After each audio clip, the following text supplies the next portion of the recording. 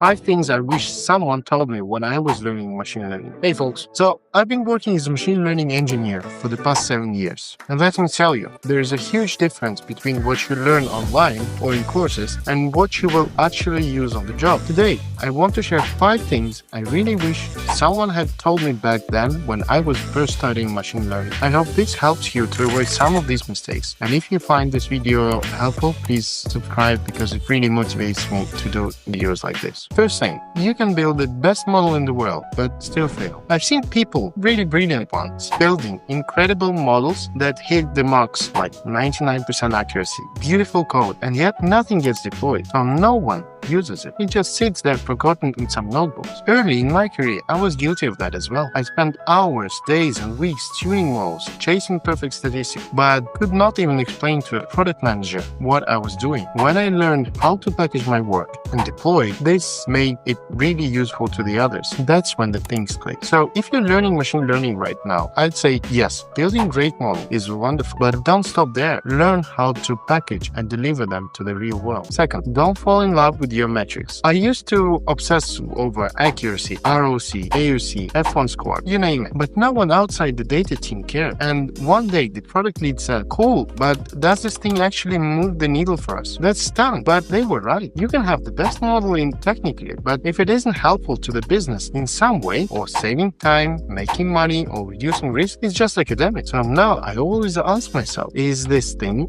actually useful? How will it contribute to the company? Number 3, understand how your company makes money. Seriously, one of the biggest mindset shifts I had was when I stopped thinking like a data scientist and started thinking like a business person. And if I was starting out again, the first thing I would do is to try to understand how the company makes money. Where does the revenue come from? What do they sell? Who is the customer? What's the target audience? And then ask myself, how would a machine learning solution would actually make difference in that process? I promise you, once you see how your work ties into revenue, cost, or risk, you will start build stuff that actually matters. Number 4, how the business is structured. Okay, so now once you know how the company makes money, the next thing I would do is to look at the organization chart and start figuring out how the pieces fit together. Who are the teams involved in delivering that value to the customer? What are the bottlenecks? What are they trying to improve? This helps you spot real opportunities where your skills can help. Instead of building a model in isolation and hoping someone finds a way to use it. Number 5, look, I'm not saying you need to become a TED speaker, but communication is a superpower. I used to explain models using jargon and equations. I really liked that, but then I saw that people's eyes glaze over. What helped me was a couple of good books on storytelling and sales and watching a couple of good videos on it. And then just practicing how to explain what I do without sounding like a statistical robot. Now I focus on what problem are we solving, why does it matter, and how does this solution help. Applying that can already open so many doors. So yeah, the big mistake I see a lot of data scientists make isn't technical. It's just staying stuck in the ML bubble. But if you can understand the business, focus on real-world impact, learn to explain things clearly, and get your models into production, you will be in a completely different league. What has been the hardest part of your data science journey so far? Let me know in the comments. I'd love to hear your stories. If you found this video helpful, give it a like, subscribe, and see you in the next one.